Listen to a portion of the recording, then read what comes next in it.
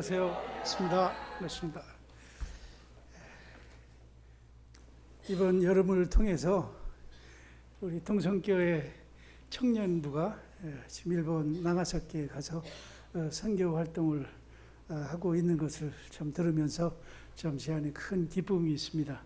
이런 가운데 저희들이 오늘은 한 선교사의 그 신앙의 여정, 개척의 여정을 살펴보면서 우리 삶 가운데도 좀 이 선교적인 삶을 살면 좋겠다 하는 마음으로 말씀을 준비했습니다. 오늘 그 지도를 좀 한번 보여주시면은 사도 바울이 제2차 선교 여행을 떠납니다. 출발은 지금의 시리아, 최근에 아주 망해버렸죠. 시리아 안디옥으로부터 출발을 합니다. 여기서 자기 고향인 다소를 거쳐서 이제 지금 이렇게 옆에 있는 큰 그 땅이 보이는 것이 지금의 터키 땅입니다. 이 원래 사도 바울은 터키 다소라는 곳에서 거기서 낳고 자랐고 거기서 교육도 받았죠. 그렇기 때문에 유대인 히브리어도 참 잘했지만은 헬라 언어도 참 잘했던 것으로 보입니다. 그래서 주로 그의 사역은 투르키에서 계속해서 하려고 그랬죠. 그런데 무슨 영문인지 자기 모든 계획을 다 하나님이 막으시면서 점점 이 에게 쪽으로 서쪽으로 인도하는 걸 보게 됩니다. 그래서 어떤 때는 자기가 위쪽으로 올라가서 지금 이스탄불 지역이죠. 올라가서 사람들도 많으니까 거기에서 전도도 좀 해보고 싶은 생각이 많이 있었던 걸로 생각됩니다. 하지만 그쪽 길을 자꾸 가려고 그러면 육체적인 질병 때문에 고생을 한다든가 아니면 기도하면서 자기 마음에 평안이 없는 거예요. 그러면서 결국 어디로 계속 가게 되느냐 하면 이 무시아라는 곳, 지금 에게의 아주 접해 있는 면해인 쪽이죠. 그 에게 쪽까지 왔죠. 그런데 거기에서 마지막으로 기도하는데 이 마케도니아 저 건너 쪽이죠. 에게 건너 쪽에 있는 마케도니아에서 한 청년이 환상을 통해서 이리 와서 우리를 도우라 하는 그런 음성을 듣게 됩니다. 그래서 결국은 사도 바울은 이 에게를 건너서 빌립보라는 곳에 들어갑니다. 여러분, 하나님이 이를 부르셨습니다. 그리고 하나님이 이 유럽 전도를 하라는 그런 사인을 주셨습니다. 자, 거기에 가면은 어떻게 됐을까요? 정말 모든 길이 팍 열렸을까요? 그렇지 않았던 것 같아요. 이제 빌립보에 가서 전도를 하는데 여러분, 이 선교사가 전도를 한다 그럴 때 어떻게 전도를 할까? 저도요, 선교사가 돼서 1989년에 지금은 인천공항이 아니죠. 김포공항을 통해서 이제 일본으로 들어갔는데 일본에 가서 열심히 일본어를 공부했습니다. 1년 반을 히라카나부터 열심히 공부했어요. 영어 공부할 때는 그렇게 진도가 안 나던데 이 일본어를 공부를 하니까 얼마나 재밌게 쑥쑥 느는지.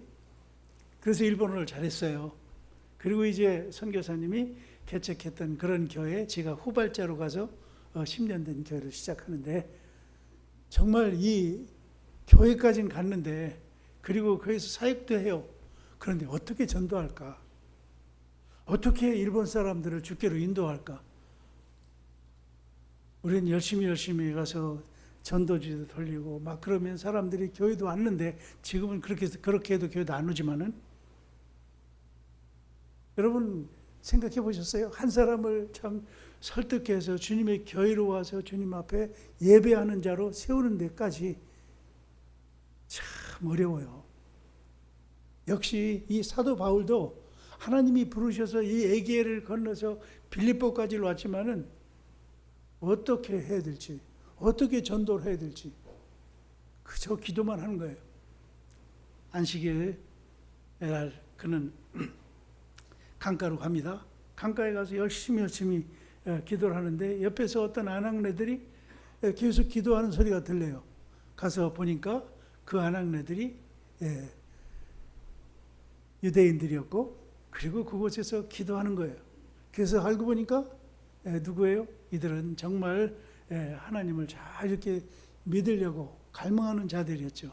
그분들이 바로 루디아, 자두장사 루디아였죠. 그래서 만나서 전도를 하게 되고 그들이 예수님을 영접해요. 그 다음에 또 시내를 또 나가는데 하여튼 귀신 들린 점치는 여자가 계속해서 바울을 막 고자질하는 거예요. 그러면서 너무 힘들게 하니까 주 예수 그리스도 이름으로 이 마귀야 떠나라. 그래서 이 젊은 점치는 여자가 예수님을 영접해요. 그 일로 인해서 이 주인이, 이 여인을 부리던 그 주인이 화가 나서 고소를 하게 되죠. 바울은 이방인입니다. 이방인이 어떤 사람이 와서 이렇게 이 동네를 소란케 한다는 이것은 정말 큰 소란죄죠. 그게 잡혀 들어갑니다. 빌립보에 감옥에 들어갑니다. 전도하러 갔는데 하나님이 보호도 안 해주시고 어려움을 당해요. 그곳에서 열심히 하나님 앞에 기도하는 거예요. 그리고 찬송해요, 저녁이 되면. 그런데 이상한 일이 일어나죠. 천사가 와서 꽁꽁 묶였던 밧줄이 풀려지고 그냥 도망갈 수 있는 환경이 됐어요. 그런데 바울과 실라는 도망갈 생각을 안 했어요. 왜? 전도하는 것이 목적이었기 때문에. 도망 안 가고 거기서 그대로 있으니까 거기에는 간수가 신기하다. 왜 이런 좋은 기회가 됐는데 왜 도망가지 않았을까? 그러면서 이 사람들 점점 관심을 가지고 캐묻기 시작합니다. 그러면서 자연스럽게 간수에게 복음이 전해졌고 간수뿐만 아니라 그 가족이 모두가 주님 앞에 돌아오는 일이 일어난 거예요. 여러분, 이걸 보면은 선교가 어떤 한 사람의 말장난이라든가 설득을 한다든가 이래서 사람들이 모이고 교회에 모이는 것이 아니라 하나님이 일해 주실 때 교회에 이렇게 모이게 된다 하는 사실입니다. 아멘. 그래서 여기까지 참 좋았어요. 그런데 바울의 목표는 어디였느냐면 이 전도여행의 목표는 제일 밑에 있는 고린도까지 가는 것이에요. 그러기 위해서 거기에 이제 빌립보 교회를 맡겨놓고 그리고 데살로니가를 거쳐서 보면 나오죠. 데살로니가에서 베레아로 그리고 아데네까지 옵니다. 아데는 지금의 그리스의 수도인 아테네를 말합니다. 아테네에서도 복음을 전했죠. 교회는 설립되지 않았지만 그래서 바울이 가장 가고자 했던 이 고린도까지 왔어요. 왜 고린도까지 올려온지 아세요? 고린도는 그 당시에 이탈리아, 지금 이탈리아의 로마가 큰 도시였던 것처럼 이 로마의 제2도시가 어디냐면 바로 이 고린도였습니다. 그렇기 때문에 이 고린도에는 로마의 군대도 있었고 그리고 이는 항구 도시이기 때문에 많은 배들이 와서 무역이 이루어지는 곳이기 때문에 경제적으로도 아주 활성화된 곳이었습니다. 그렇기 때문에 여기에 가면 유대인도 많고 그리고 그리스인도 많고 이방인도 많기 때문에 여기에서 복음을 전하면 전 세계적으로 이렇게 흩어질 것이다 하는 이 비전을 가지고 이 고린도로 왔습니다. 이 고린도에서 오니까 무슨 일이 일어나요? 두 가지 참 기쁜 소식이 일어나요. 그 다음 어떤 일이 일어나요?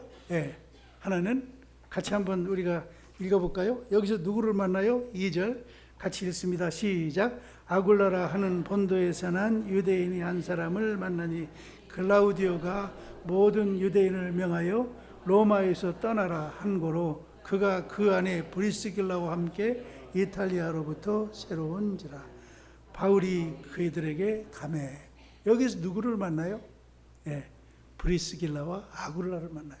이 브리스길라 아굴라는 어디로부터 왔다고요? 옆에 있는 로마로부터 온 사람들이에요. 그렇기 때문에 로마의 사정을 잘 알아요. 뿐만 아니라 이들은 로마에서 복음을 들었던 것 같아요. 그리고 아주 신실한 그리스도인들이었어요.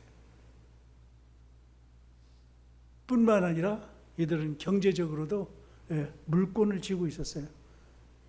3절에 있는 말씀에 보면 그는 천막을 만드는 사람들이었다.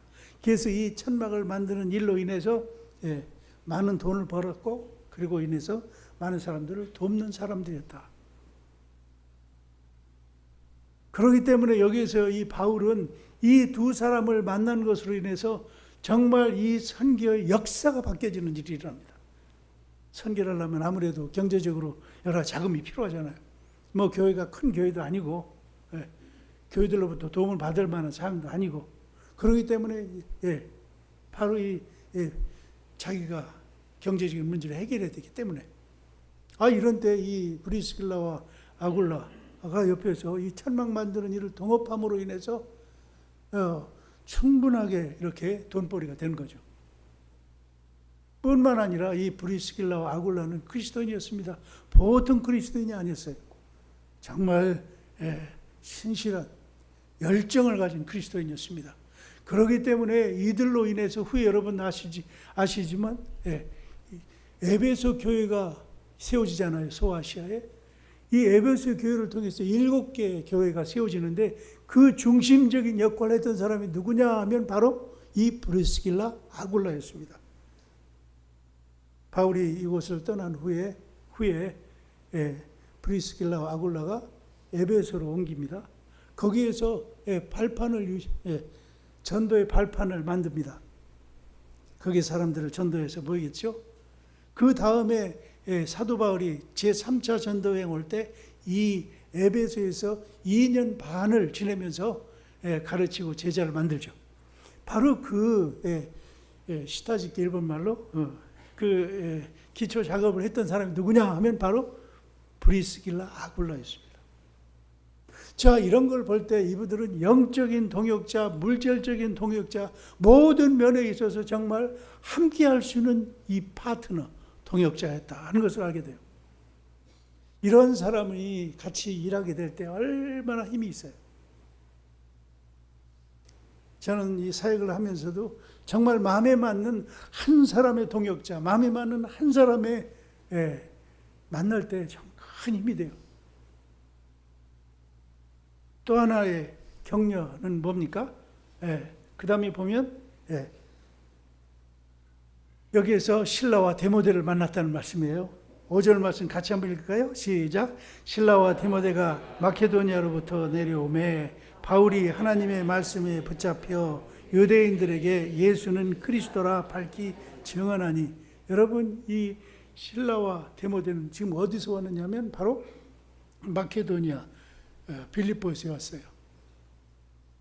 여러분 잘 아시는 것처럼 2차 전도 여행 때는 몇 사람이 출발했냐면 4사람이 출발했어요. 바로 사도 바울과 신라, 그리고 디모데, 그리고 누가. 이 사도행전은 누가 썼어요? 누가 의사가 쓴 거죠.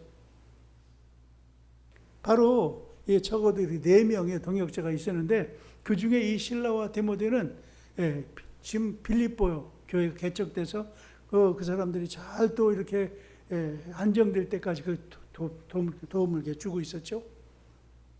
그리고 이 사람들이 이제 합류를 하는 거예요. 그래서 이제 이 4명이 여기에서 같이 사역을 하게 되는 거죠. 이 4명은 목숨을 걸고 함께하는 이 선교의 동역자들입니다. 협력자들입니다. 정말 식구보다도 더 가까울 수 있습니다. 이런 동료가 이제 왔습니다. 이제 막 이런 가운데 복음을 전하면 얼마나 좋겠어요. 이제 역사가 일어나겠죠? 그런데 5절에 있는, 그저 6절에 있는 말씀을 보면 무슨 일이 일어납니까? 6절 말씀 같이 한번 읽습니다. 시작. 그들이 대적하여 비방하거늘 바울이 옷을 털며 이르되 너희가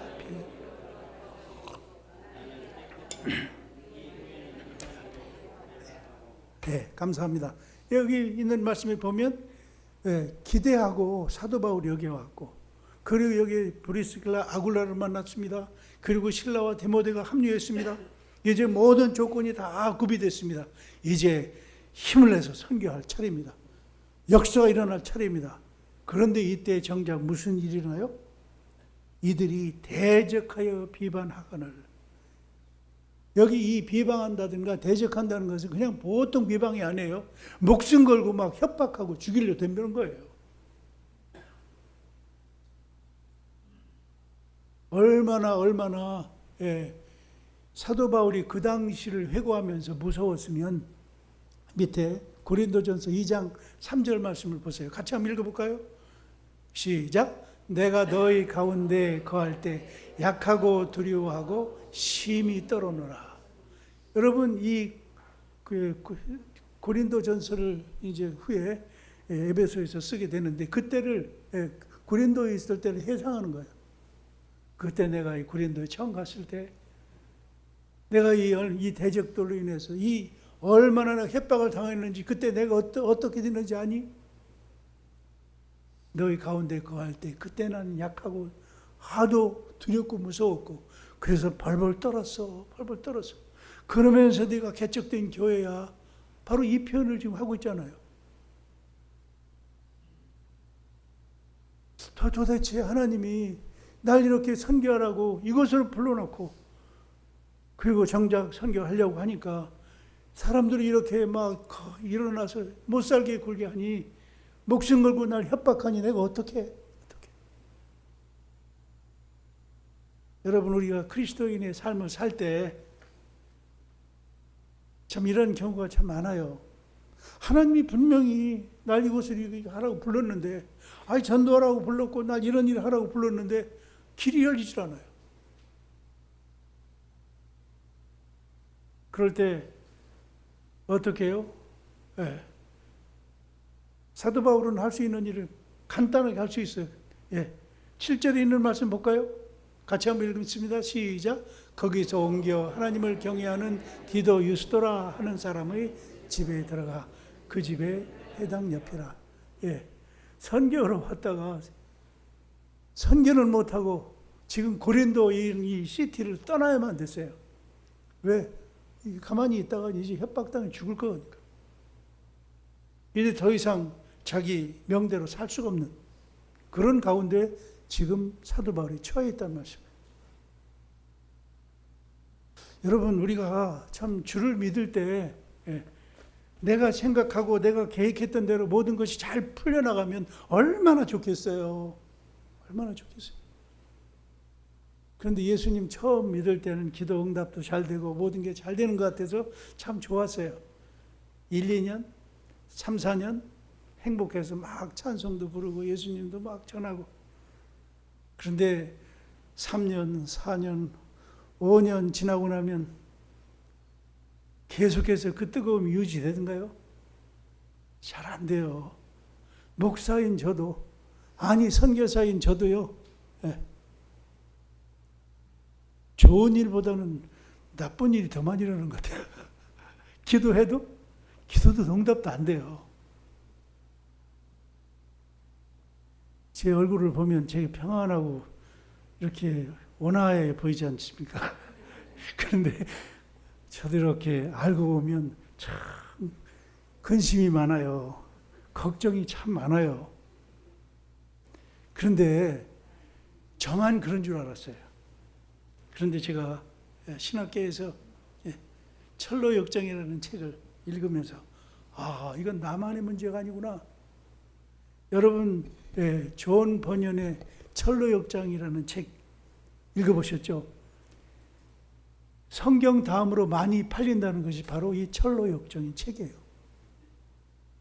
그런데 이 철로역정을 왜 저작하게 되느냐면, 이 존 번연이 이 청교도였거든요. 그냥 계속해서 핍박을 한 거예요. 교회 핍박을 하고. 그러면서 목사님이었는데 잡혀서 어디 들어갑니까? 감옥에 들어가요. 감옥에 들어가니까 우리 자기뿐만 아니라 자기 교우들이 이 기독교 신앙이 무엇인지를 알지 못할 때 이들이 다 신앙을 잃고 떠날 거다 하는 그런 두려움 때문에 편지를 쓰기 시작한 거예요. 그 편지가 바로 철로역정이에요. 그 철로역정의 포인트가 뭐냐면, 예수 믿으면 그때부터 너희들은 시련이 있고 고난이 있지만 이 고난과 시련을 네가 잘 참아먹고 이겨야 된다. 이 고난과 시련을 통해서 진정한 신앙의 결실을 맺게 된다. 정말 하나님을 더 깊이 이해한다. 여러분, 많이 축복받고 많이 잘 돼가지고 우리 신앙이 무럭무럭 그렇게 자라면 얼마나 좋겠어요. 그렇지 않아요. 역설이에요. 우리가 힘들고 어렵고 정말 기도해도 응답되는 것 같지 않지 않고 하나님 앞에 정말 기도하는데 하나님이 없는 것 같고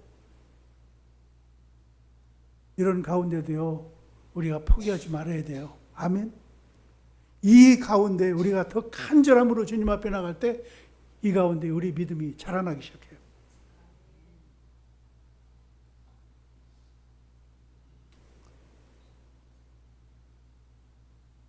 그 다음 한번 그림 좀 한번 보여주시겠어요? 여기 보면 우리 청년부가 지금 나가사키에 갔지 않습니까? 나가사키에 배를 타고 차를 타고 한 1시간 반 정도를 가면 이런 곳이 나와요.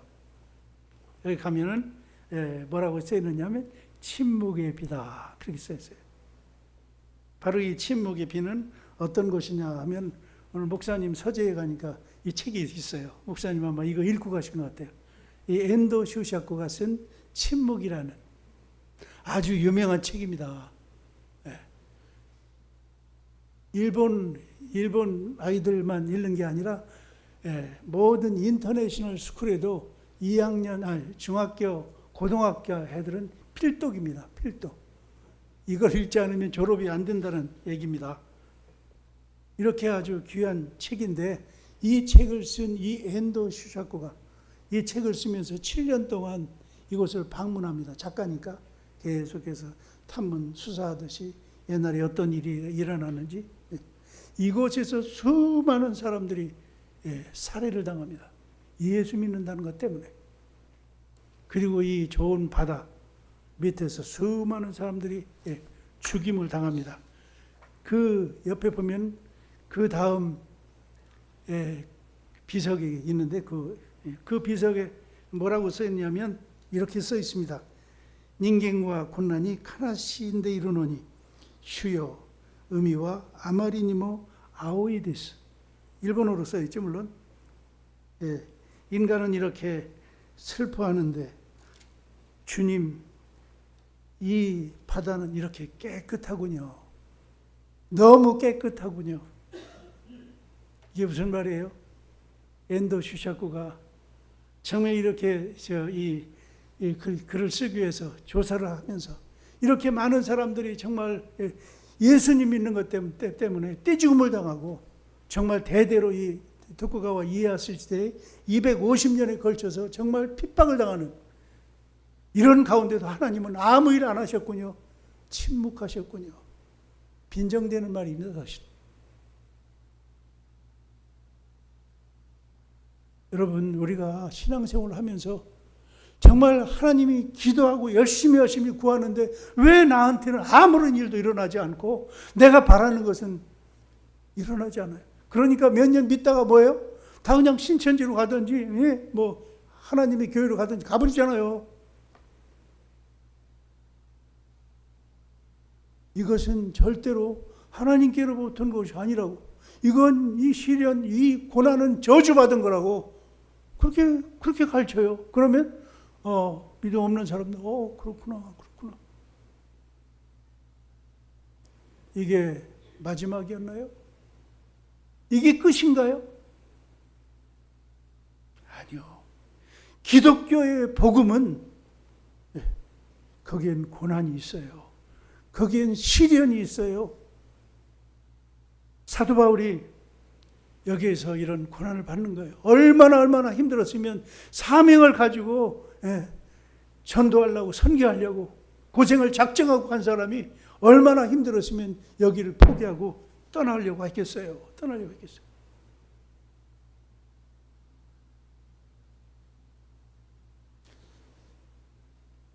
그런데 하나님의 일하심이 여기까지였을까요? 그는 정말 그 장소를 떠났어요. 아웃 오브 시티, 이 고린도로부터 떠났어요. 그리고 어느 집으로 가요? 디도 유스도라 하는 사람의 집까지 가요. 이미 이 고린도의 중심지로부터 떠난 거예요. 그 밤에 어떤 일이 일어난지 아세요? 그 밤에 그 다음 그 다음에 어떤 일이 일어난지 아세요? 9절 말씀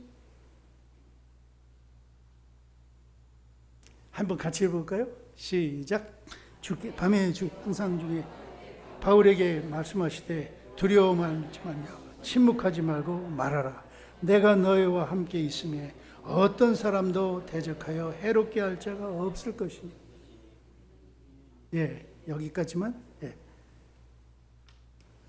여러분, 이 고난 당할 때, 시련 당할 때 우리 혼자가 아니라는 것을 알아야 합니다. 아멘. 바울이 이런 고난 가운데 있었지만, 협박을 받는 가운데 있었지만, 그 밤에 누가 찾아오셨어요? 그 밤에 누가 오셨어요? 하나님이 말씀해요. 찾아오셔서 침묵하지 말고 말하라. 내가 너와 함께 있음에. 누구 말씀이에요? 하나님 말씀이에요. 여러분, 이 고난 가운데 있을 때요, 이 시련 속에 있을 때 우리가 하나님 앞에 나갈 때요, 더 그때 절절하게 나와요. 더 간절하게 하나님 앞에 나가요. 경험해보지 않으면 이해를 못하지요. 그러면서 우리 인간관계 때문에 힘들으세요? 괜히 주는 것 없이 미움이 자꾸 생기세요? 기도할 때요. 막 기도하다 보면 그 마음이 아이고 내가 옹졸하고 왜 이러지? 그 마음이 바뀌어져요. 그런 것들을 경험하고 경험할 때 우리 속사람이 강해지는 거 아시죠? 우리 젊은 사람도 그 경험해야 돼요. 그 경험 못하면요 결혼 생활이 파탄나요. 아무리 결혼해도. 우리나라 지금 반 정도가 이혼하고 있잖아요. 난 그 얘기를 들을 때마다 얼마나 마음이 아픈지 몰라요. 왜? 고생 안 하고 자라서. 고생을 했을지 몰라도 고생하면서 배워야 될 걸 배우지 않았어요. 참는 것도 배우고 용서하는 것도 배우고. 우리가 하나님 앞에 점점 마음이 넓어지지 않으면 아무리 좋은 것 갖다 놔도요 오래 가지고 있지 못해요. 사도 바울이 처음서부터 이렇게 좋은 거 해달라는 거 다 주고 하나님이 다 응답했더라면 아마 앞으로 로마까지 가서 그 큰 고생을 하면서 그 선교사역 할 수 없을지 모르겠어요. 그런데 이 2차 전도여행 때도 1차 전도여행도 얼마나 고생을 하는 거예요. 막 죽을지 몰라요. 너무 협박이 강하니까. 그런데 그때 주께서 말씀하시기를 침묵하지 말고 말하라. 두려워하지 말고 떠나지 말고 말해. 왜냐하면 I'm with you. God say I'm with you. 내가 너와 함께 있어. Anytime. 바울이 그것을 느끼지 못할 뿐이에요. 바울이 그것을 보지 못할 뿐이에요. 하나님이 함께 하신 줄 믿습니다. 힘든 일이 있으세요? 그 가운데 하나님이 나와 함께 계시다 하는 거 인정하기 시작할 때 내 안에 평안이 올 줄 믿습니다. 여유가 일어날 줄 믿습니다. 용서가 되기 시작할 줄 믿습니다. 내가 이런 거 가지고 구차하게 됐고 이기려고 그래?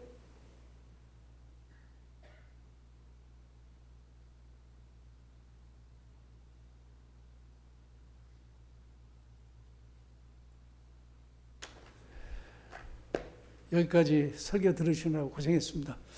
지금부터 이제 그림 좀 보여주시면서 제가 좀 오래됐습니다. 제 선교 사역 중에 가장 행복했던 때가 어느 때인가 하면 제 1기 일본에 갔을 때입니다. 저는 열심히 일본 사람 전도하기 위해서 1년 반을 하루에 일본어 단어 40개씩 외우면서 열심히 준비했습니다. 그래서 바로 찾아간 곳이 삿포로라는 곳에 있는 변두리에 있는 삿포로 톤덴 크리스도 교회였습니다. 이때만 젊었죠. 아이들 둘 데리고 눈이 많이 오는 곳이에요. 제가 가기 전에 바로 이 교회는 10년 전에 영국 선교사님이 개척을 해서 12명 성도가 있던 교회였습니다.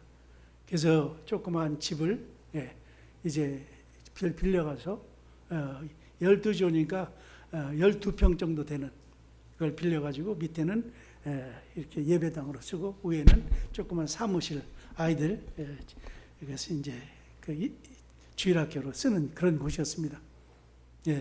근데 내부가 이렇습니다. 이런 곳에서 아이들도 이제 몇 명이 있죠. 이게 제일 그 검정옷 입고 열심히 이렇게 하는 애가 우리 제 아들입니다. 그리고 옆에 있는 게 제 딸입니다. 이런 가운데 열심히 이제 사역을 합니다. 그런데 이 교회를 시작하면서 사람들이 많이 왔을까요? 안 왔을까요? 1년 반을 열심히 전도를 했어요. 한 3만 5천 정도 사는 동네인데 교회는 하나도 없는데 주택이 한 15,000 정도 되는 아주 큰 곳이에요. 그런데 교회는 이 교회뿐이 없어요. 여기 나오는 교회는 12명. 열심히 전도했죠. 그런데 1년 반을 했는데도요. 열심히 하는데도 아무 일이 일어나지 않아요. 그러니까 어때요? 실망이 생겨요. 또 젊으니까 인내심도 없고 아침이 되면 새벽 기도를 꼭 했어요. 일본은 새벽 기도가 없지만 아내하고 둘이 아침 새벽 기도 열심히 했어요. 눈이 많이 올 때 눈 치느라고 한 30분에서 1시간 걸려요. 보통 2, 3m 막 눈이 쌓이니까 그런 가운데도 목숨 걸고 기도하면서 했어요. 그런데 아무런 일이 일어나지 않는 것 같아요. 물론 어린이 청년 전도도 하고 막 하죠. 그런데 어느 날 제 아내 하나님 저에게 좀 선물 좀 달라고 좀 한 사람이라도 주님 앞에 인도하는 사람이 일어났으면 좋겠다고 그러면서 이제 크리스마스가 다가오는데 그때 전도지를 막 돌렸어요. 전도지 안에 이번 크리스마스에 우리가 이런 그 콘서트가 있는데 한번 여러분 교회 오십시오. 이 교회에서 하는 게 아니라 좀 국민관을 빌려가지고 프로그램도 막 만들고 그런데 조금 남았어요. 이 트래킹 한 게 전도지가 그래서 이 광고들을 돌리기 시작하겠죠. 그날이 12월 23일 그날이 천왕 찬신이니까 그래서 돌렸는데 10시쯤 됐는데 따르릉 전화가 올려요. 보통 일본 사람들은 뭐 수만 장 올려도요. 그런 반응을 잘 안 하거든요. 전화가 와가지고 뭐시 거기에서 여보세요. 거기에서 장례식도 해줍니까? 그래요. 장례식이요? 들을 때부터 좀 이상하잖아요. 그래 이 사람은 좀 뭐가 문제가 있는가 보다. 약간 정신적으로 이상한다든가 아니면 급박한 뭐가 있다든가. 그래서 제 반응이 뭐예요? 하고 말고요. 그렇지. 하려면 우리 한번 만나야 되지 않겠어요? 오늘 아무도 없는데 한번 오시지 않겠어요? 중년 여자분 같아요. 그래서 진짜 이분이 먼저 이렇게 보여주시면 안 되는데 이분이 아라이상, 무카이상이라는 사람인데 뭐 이미 다 보여줬으니까 괜찮아요. 그래서 이분이 전화가 온 이분이 쭉 얘기를 하다 보니까 두 번을 이혼하고 지금 3번 혼자 사는 분이에요. 그리고 이 불면증에다가 그때는 막 울면서 저한테 얘기하는데 지금 알아듣으면서 간질하는 이런 분이었어요. 종합병원처럼 병을 달고 사신 분이었어요. 그러다 보니까 여러 번 자살을 하려고 자살 시도를 했는데 그때마다 실패를 하는데 그러면서 늘 두려움이 있었던 게 9살 때 시골에서 선교사가 하는 교회를 갔었는데 크리스마스 때 예수 믿으면 천당 가고 예수 안 믿으면 지옥 가요. 그 말이 자꾸 생각나는 거예요. 그래서 이번 크리스마스가 오기 전에 자기 이제 죽으려고. 그런데 죽기 전에 9살 때 들었던 그 말을 생각이 나서 그걸 좀 해결하고 죽으려고 교회 전화를 했던 거예요. 그러면서 저에게 와가지고 2시간 동안을 계속해서 울으시면서 얘기하는 거예요. 저는 그때 느끼는 게 하나님이 이 자매 속에 지금 일하시는구나. 하나님이 선물로 이 자매 보내주셨구나. 그러면서 제가 휴지를 계속 주면서 무카이상 다 잊어버렸어요. 다 잊어버렸어요. 그러면서 이 자매가 1호 교인이 된 거예요. 할렐루야. 그런데 이 1호 교인이 된 이후부터 이 자매가 변하니까 제대로 변한 게 그 다음 주부터 자기 친구를 데리고 와요. 일본 사람 절대로 전도 안 해요. 왜냐하면 일본 사람은 민폐, 메아쿠 카케루, 민폐가 가장 나쁜 죄 중에 하나예요. 그렇기 때문에 자기 아들한테도 전도 못 해요. 왜? 그것이 민폐니까. 상대방이 싫어하는 거, 요구하는 것은 다 민폐예요. 그렇기 때문에 자기 아들한테도 교회 가자는 얘기를 못 해요. 이런 분위기니 크리스찬이 돼서 10년이 넘었는데도 전도 한 번 못 해요. 그런데 여러분, 이분이요, 그런 사람이 12명 있다 그랬잖아요. 그런 사람 아무리 있어도요, 교회 유지는 되지만 교회 성장은 되지 않더라고요. 그런데 이분이 오셔가지고, 정말, 말씀을 전하면요, 얼마나 잘 잘 적는지 막 너무 눈물 흘리면서 막 하는 거예요. 그러고 나서 예배 끝나고 난 다음에 이 사람 저 사람 다니면서 아라이상, 문화카타상 하나님 말씀이 이렇게 좋은 줄 몰랐어요. 너무너무 참 떨려요. 그러면서 그러니까 누가 도전 받겠어요? 신앙생활 10년 했던 분들이 도전 받기 시작하는 거예요. 왜? 자기는 평생 이렇게 앉아 있어도 그냥 이리 센세 일본어가 잘하나 못하나 끝나고 나서 이 발음이 와타시와 해야 되는데 와다시와 하니까 끝나고 나서 센세 오늘은 이 발음이 좀 잘못됐어요. 오늘 여기 접속사가 이렇게 가루 해야 되는데 와루 했어요. 고맙다고. 제가 12명의 일본어 선생님 앉혀놓고 일본어 했어요. 그러던 분이 이분이 은혜 받고 정말 이 말씀 때문에 그러니까 막 찔림을 받기 시작하는 거예요. 그리고 사람도 데리고 와요. 그 다음 자기 손녀도 데려오고 데려와요. 5명이 전도됐어요. 이 한 자매로 인해서. 여러분, 이 자매가 이 교회도 한 번 온 거 아시죠? 옛날에 일본 교우들 한번 데리고 오실 때 우리 동성교회가 한번 섬긴 적이 있어요. 그때 한번 오셨었어요. 그런데 이 자매가 이렇게 이런 일로 인해서 교회 안에 예배 태도가 바뀌어요. 예배 태도가. 내가 지금까지 성경을 왜 이렇게 뭘 봤지? 물론 이 리센세 이렇게 일본어 도와준 건 좋은 일인데 항상 그 생각만 하다 보니 하나님 말씀이 말씀처럼 들리지 않았고 회개하고 또 뿐만 아니라 전도하기 시작해요. 자기 남편도 데리고 오고 뭐 옛날 좀 이렇게 미션 스쿨 다니는 사람 데리고 그러면서 교회 안에요 역사가 일어나기 시작하는 거예요. 아멘. 그 다음에 한번 보여줄까요? 이 자매가 세례를 받죠. 그 다음에는 또 그 다음에 또 여기 이 자매도 제가 92년도니까 저희 집에 바로 고등학교 바로 앞에 우리 집이었거든요. 그래서 우리 집 한 칸방을 잘 만들어가지고 데코레이션도 잘해가지고 아이들 그 방과 후에 끝나는 아이들 우리 집에서 다과하면서 게임도 하고 그러는 카페야. 전 그래서 92년도부터 카페를 했어요. 그런데 이 자매들이 왔어요. 물론 한 사람은 교인 아이죠. 중간에 있는 아이. 그래서 얘를 중심으로 아이들이 이제 왔어요. 그런데 그 아이들 중에도 그때는 한 사람도 안 오더라고요. 아이들이. 그런데 그 다음 사진 한번 보여주겠어요? 그러고 나서 11년 후에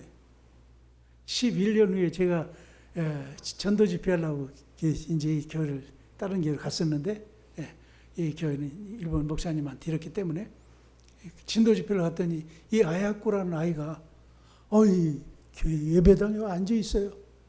그것도 저 뒤에는 자기 남편이고 앞에는 자기 아들하고. 아야꾸 어떻게 된 일이야? 이게 우리 10년 만이네. 11년 만이네.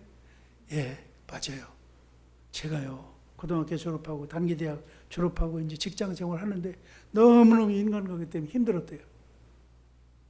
그때 우리 이 선생한테 들었던 수고하고 무거운 짐자들아 다 내게로 오라. 내가 너를 쉬게 하리라 하는 말씀이 생각나더래요. 그래서 지금이라도 톤된 교회 가면 리센스가 있을까 해서 왔대요.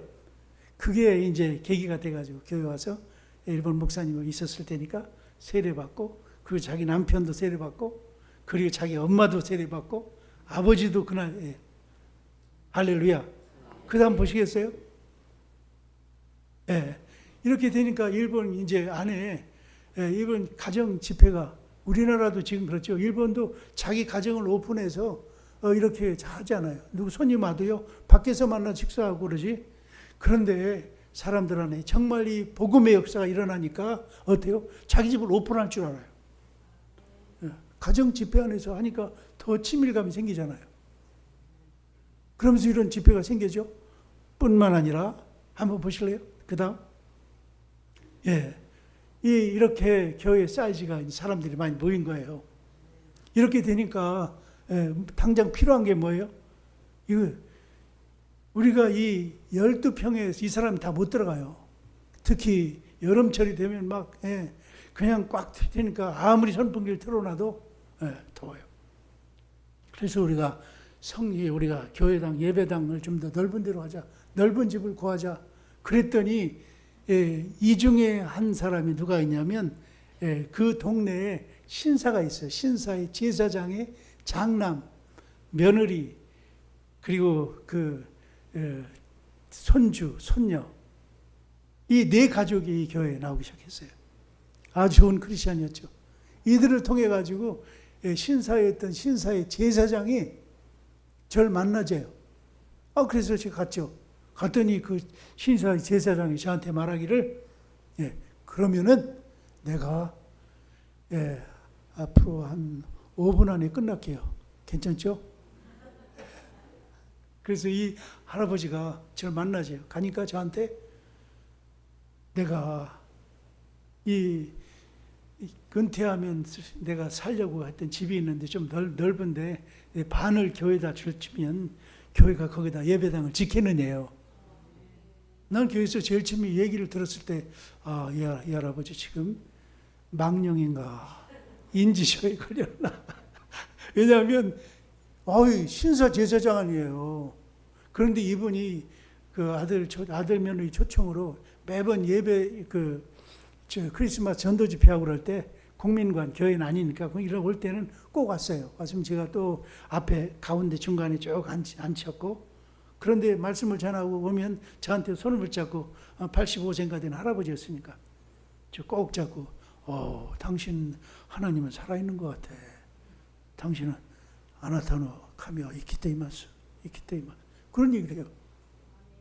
그런데 이 아들을 통해서 얘기를 제가 듣고 갔는데 벌벌 떨렸어요. 하나님이 일하시는구나. 여러분, 그 다음 한번 볼까요? 그 다음. 이 예배당이 키워진 거예요. 할렐루야.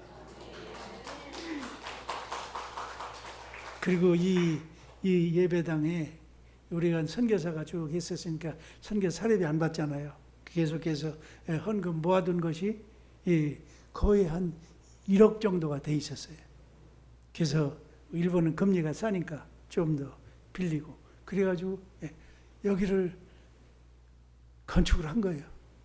그리고 지금 그 다음 보실까요? 교인이 이렇게 많이 늘었어요. 여러분 이것들을 보면서 우리 마지막 커트로 좀 보여드릴까요? 우리 한 가지 그 전전 거로 한번 볼까요? 전전 거로 그 전 아니요 그 전 거로 거기 좋습니다. 여러분 사도 바울이 이 고린도에서 실패했습니까? 여기 몇 년을 더 머물렀죠? 떠나지 않았어요. 1년 6개월을 여기에 더 머물렀어요. 왜 그런 줄 아세요? 사람들이 모여드니까 모여드니까. 여기 크리스보라는 이 제사장, 해당장도요, 여기서 바울로 인해서 전도를 받고 세례를 받고 후에 이 고린도 교회 당회장이 됐어요. 목사가 됐어요. 할렐루야. 그러면서 여기에 이 큰 교회가 세워진 거예요. 고린도 교회가. 그러니까 이 큰 교회를 통해서 바울의 지금서부터 이 모든 선교 사역 가운데 물질적인 것이며 영적인 것이며 계속해서 이 고린도 교회가 서포트하기 시작하는 거예요. 뿐만 아니라 여러 가지 힘든 흉년이 일었을 때는 엄청난 돈을 연보를 걷어가지고 헌금을 해서 예루살렘 교회로 보내기 시작해요. 여러분 1년 반 안에요. 이런 일이 일어났어요. 여러분 힘들다고 만약에 박해를 하고 여러 가지 참 고통이 있다고 사도 바울이 그 인간적인 마음으로는 떠나려고 갔지만 떠났더라면 이런 일이 일어날 수 있을까요? 물론 하나님 일하시면 어떤 일도 가능하지만은 아마 이 바울을 통해서는 이런 일을 못 봤을 거예요. 하지만 그가 하나님이 나는 두려워하지 말고 전하라. 내가 너와 함께한다. 함께한다. 이 말씀을 듣고 그가 그곳에서 주저앉아 하나님 앞에 순종하고 나갈 때 고린도 교회 안에 이런 엄청난 부흥이 일어났던 것처럼 정말 우리 신자들의 삶 가운데도 이런 일이 가능하다는 말씀이에요. 아멘. 바로 마지막에 말씀 한 구절 읽고 끝납니다. 시작. 우리가 선을 행하되 낙심하지 말지니 포기하지 아니하면 때가 이름에 거두리라 하는 말씀이 두 가지입니다. 우리가 선을 행하는 것은 예배하는 것도 선을 행하는 것입니다. 우리가 주님을 위해서 힘쓰는 것도 선을 행하는 것입니다. 여러분 이 선을 행할 때 낙심하지 말아야 돼요. 자꾸 상황을 보고 자꾸 사람을 보고 내가 기대대로 안 될 때 낙심하고 그리고 뭐예요? 기부하고 포기하는 경우가 많잖아요. 여러분 낙심하지 말고요. 더 그때 기도하고 포기하지 않냐고 하나님 앞에 더 매달릴 때 무슨 일이 일어나요? 때가 이름에 거두리라. 누가 거둡니까? 하나님이 거둬주신다는 말씀입니다. 아멘. 우리가 이 말씀 꼭 붙잡고 이 한 주간도 하나님 앞에 우리가 믿음으로 사십시다. 그때 우리 삶을 통해서 하나님이 일하실 줄 믿습니다. 아멘. 기도하겠습니다. 사랑하신 하나님 아버지 감사합니다. 주님께서 우리 사랑하는 교우들 이 아침에 우리에게 이 귀한 말씀을 주신 것을 감사합니다. 너는 선을 행하되 낙심하지 말지니 포기하지 아니하면 때가 이름에 거두겠다고 하는 이 말씀, 정말 이 말씀 붙잡고 사도 바울이 이 고린도 교회를 일으켰던 것처럼 고린도 교회 안에 엄청난 역사가 일어난 것처럼 주여 우리 삶 가운데도 하나님 한 사람 한 사람 가운데 그런 일 행해 주시옵소서. 하나님 아버지 우리가 뒤로 더 돌아보고 아버지 하나님이 인간적인 마음으로 아버지 하나님 낙심하고 포기하는 그런 일이 있지 않도록 주여 우리를 도와 주시옵소서. 주여 우리의 믿음을 아버지 잡아 주시옵소서. 그래서 우리 한 분 한 분 주님 앞에서 아름다운 열매 맺게 하여 주시옵소서. 그렇게 인도할 줄 믿사옵고 예수님 이름으로 기도했습니다. 아멘.